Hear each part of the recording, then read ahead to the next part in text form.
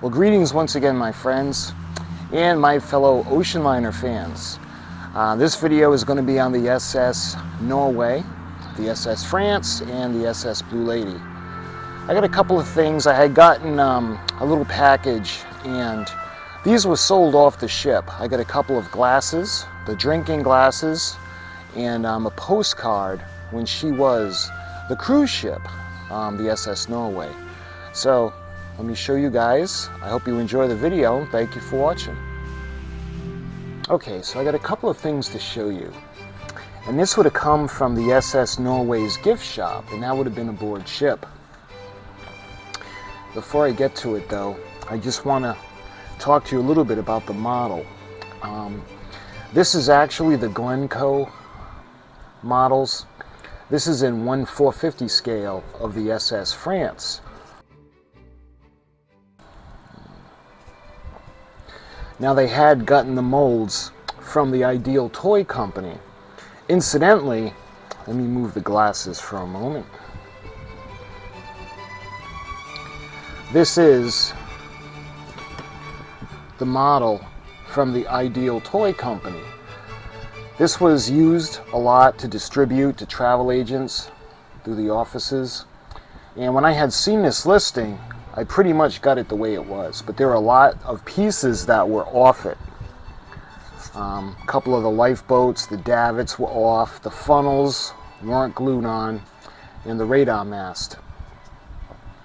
So what I did was I just glued them back into place. See, my original plan was to actually rebuild it, but the problem is I don't have another Glencoe model kit, because these are pretty hard to find from the Ideal Toy Corporation. They're hard enough to find from the Glencoe, but when it's released as the Ideal, it's even harder to find. I have shown you a couple of the Ideal. I've shown you what it looks like in the box, and I've actually showed you the SS United States. Incidentally, I'm going to be redoing that video. I'll be doing it in high definition so it comes out looking a little better. But I did a video on this when I had gotten it, and I figured the charm that it had, I decided to leave it as it is, because there is a lot missing. You can see the starboard bridge wing, lifeboats, davits along the port side, the cranes that go in the back. Let me turn her around. So the cranes that are in the back where the amphitheater is, I mean, there's a lot missing. So I decided to just leave her the way she was. You can see the promenade deck and the boat deck coming around to the radar mast and the front of the ship where the bridge is. You can see the cargo hatches in the front. So I figured that this had some charm. One of the things that I knew it was different was the person actually had said in the listing that it actually came from a travel agent that was cleaning out his office that had long since retired. So that started to make me think that this could be Ideal as opposed to the Glencoe, because the pre-painted hull would have been all black, and it has a piece of tape that would have came in the kit to just put around. So there would have been three colors. It would have been white for the superstructure in the top. It would have been red for the funnels, as well as the propellers and the propeller shaft housings, and black for the hull. And you could see at one time where the ship would have fit on the base. So, like I said, there's a lot missing, but I think she makes a really good backdrop. So that's why I wanted to use her as the France. And like I said, I'm always on a lookout for items of the SS France. So perhaps sometime soon in the near future we'll be doing a video on items from the SS France. But what ended up happening was she was sold to Carnival Cruises, and actually the seller that sold me this, I got the it was like a package. I've got the two glasses from the gift shop, as well as I got the postcard. Now when I got it in the mail, The seller put a lot of information in. It was really awesome. And it's been a while. I had gotten this in 2021, so it's been a few years since I got this. This was the SS Norway, 2 souvenir Daiquiri stem glasses, and a postcard. So this is what I had gotten in the mail. And on the back of this, it shows the listing. So it had the photos that were in the listing. And you could see the information that was in the listing is as follows. Each of the 2 glasses were acquired by the seller while cruising the Caribbean on the SS Norway. The ship was decommissioned in 2001. It was originally the France before it was purchased by NCL in 1979 and recommissioned the Norway. It was the largest cruise ship at that time, often too large to enter port to carry 2 250-passenger shuttle boats. The bow of the Norway as shown in a postcard. The glasses holding our 10-ounce drink from the Bon Voyage celebration toast as the Norway left the port of Miami were packed with tender loving care for our return to Minnesota. Each glass is 7 3/4 inches high and 2 3/4 inch top diameter. Total width is 3 inches. The clear glass is hard for me to photograph, so I put a white towel, paper towel in each glass to reduce the glare. A 2-inch long blue graphic drawing of the SS Norway is on the front of each glass as shown. No other graphics are on the glass. The postcard was purchased at the ship store en route. So I thought that was a nice little touch that the seller added. Let me put this aside for a moment.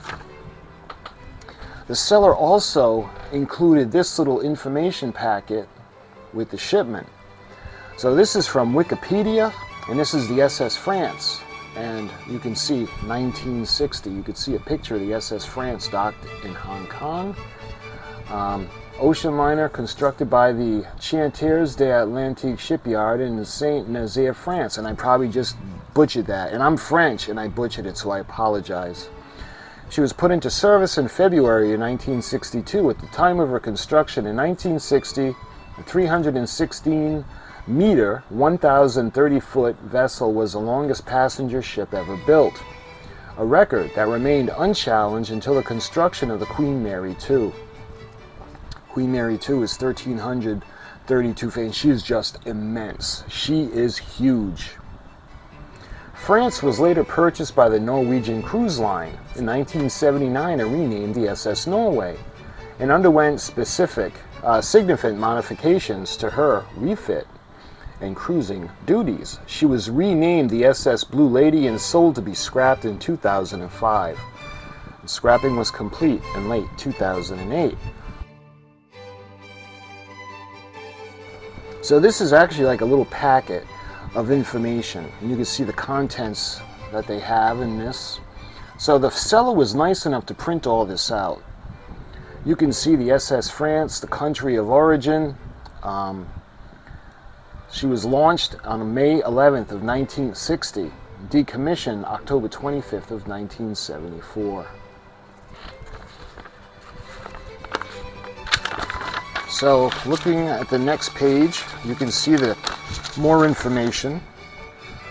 In 1961, her gross registered tons was 66,343. After her refit in 1984, she was updated to 70,202 gross registered tons because they had actually put another deck on. So the France was the French line flagship from 1961 to 1974, combining regular 5-day night transatlantic crossings with occasional winter cruises, as well as 2 world circumnavigations. During her last years, to save fuel costs, crossings took 6 days and nights. Some, like historian John Maxim Graham, believe that the France was purposely built to service both a liner and a cruise ship, stating, once again the company had cruise conversation in mind. For cruises, all baffle doors, segregating staircases, and taboo decks were open to permit free circulation throughout the vessel.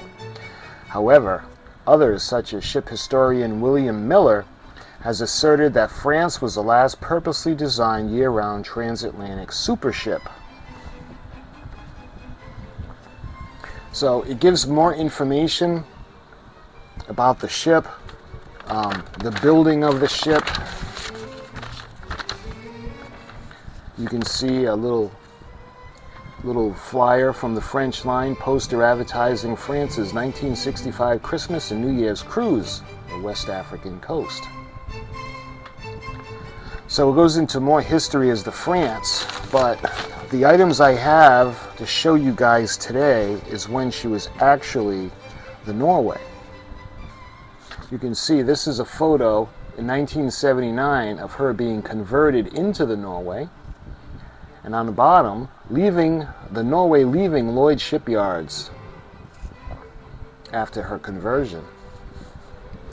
So the mothballing of the France was met with dismay by much of the French population, resulting in a song by Michael Sardou titled La France. The ship sat in the same spot for approximately 4 years, with the interiors, including all the furniture, still completely intact. There were no plans to scrap the ship or to sell it. In 1977, Saudi Arabian millionaire Akram Ojeh expressed an interest in purchasing the vessel for use as a floating museum for antique French furniture and artworks, as well as a casino and hotel off the coast of southeast United States. Though we purchased the ship for $24 million, the proposal was never realized, and the others are rumored to have floated included birds in the Soviet Union used to her as a hotel ship in the Black Sea, and a proposal from China to turn into a floating industrial trade fair. They had done the same thing with the SS United States. She was just pulled one day from service. She was due to go in for an overhaul, and she was just taken out of service. She was weatherized, and they released the layup letter. Anyway, that's a different video. In the end, the ship was sold in 1979 to New Kloster, the owner of the Norwegian Caribbean line, for $18 million for conversion into the world's largest cruise ship. Just before France was renamed Norway, one last marriage was performed aboard the ship at the quay in Lahar. The wedding was performed by Reverend Agnar Holm, a Norwegian seaman's chaplain. Greg T., Director of Research and Corporate Development for NCL, was married to Lorraine Anne Evering in France's chapel. Witnesses included the ship's captain. By August of that year, the Norway was moved to the Lloyd shipyards in Bremerhaven, Germany, where she would undergo renovations to a cost of $80 million. That's a lot of money. So $80 million for the renovations and $18 to buy. So they're already at $98 million into the ship. So we get the information as the Norway now. See a beautiful picture as she's in the Netherlands. The Norway was registered in Oslo, given the call sign LITA, Lita, literally meaning small. She was rechristened on April 14th of 1980. She was the first and only purpose-built transatlantic ocean liner that was ever remodeled to be employed exclusively in luxury cruise service.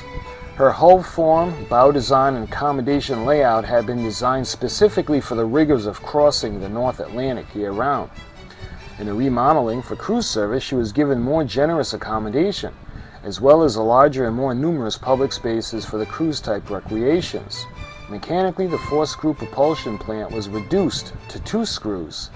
In a bid for economy, she was given a complete set of bow stern thrusters to give her flexibility she needed to bring her into the harbor and to the dock without resorting to the expensive pilot and tugboat operations, these which were standard procedure at the heyday of the transatlantic express liners.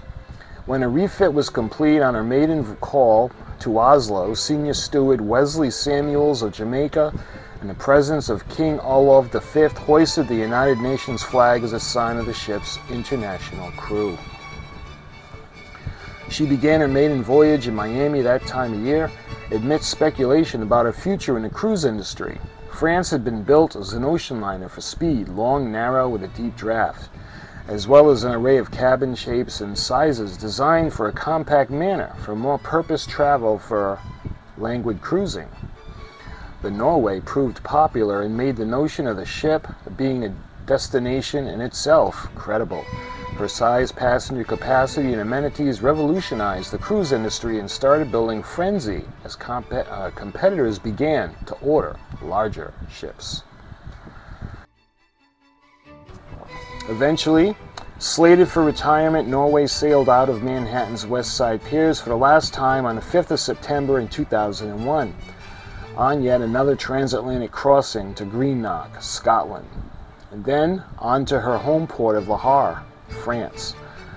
Her passengers would learn of the terrorist attacks on the New York, Washington 6 days later, while on the mid-ocean as the cruise industry reeled from the aftermath.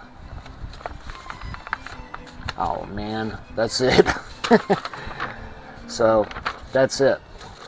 But that was pretty cool that the seller offered this little information pack in the listing, because it wasn't listed, but I ended up getting it when I opened the package, as well as the listing itself, which I thought was a really nice touch.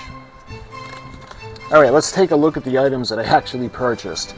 Enough about the France. We're going to go into the Norway. So the seller stated that they had purchased this at the gift shop. You can see this is an absolutely beautiful photograph of the SS Norway. I don't know if you can be able to tell, but on the top, you can see when she was the France, how where the funnels came up, they were on a base, but it was pretty small. So what they did was, when they converted her, they increased the size of the deck and they put another deck on top of the ship. It's an absolutely beautiful picture. So if you were on the Norwegian cruise lines and you were aboard the SS Norway, you can go into the gift shop, pick up a card, jot down a quick note to a family member or a friend, put on a stamp and drop it in the ship's office, the post office, and it would be delivered. So that's a nice little bonus that went with the glasses. As for the glasses themselves, I had read the information about it. You can see the Norway logo. Nice little graphic of the ship on top. This incidentally looks like the same graphic that's on the postcard. What do you guys think? But we got 10.5-ounce glasses, and like the seller had stated, this was a toast. It's kind of like the last hurrah during the cruise. So, you can imagine with your little drink, toasting to this beautiful ship as your vacation came to an end and you were going to be returning to reality. And in the seller's case, they were returning to Minnesota. Let's see if you can see the ship a little better by doing that. So we've got that one, and we've got the set.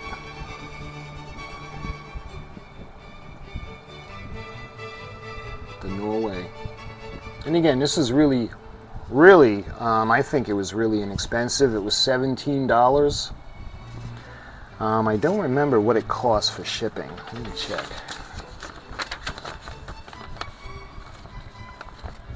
It doesn't say. I don't remember. I don't think it was free shipping, but anyway, those were the glasses, and I know I got off topic showing you guys the information packet, but there are just a couple of things I thought that of note about this ship that you guys should know. So my friends, I thank you so much for watching, and until my next video on this beautiful ship, I thank you so much for watching, and I'll talk to you guys really soon.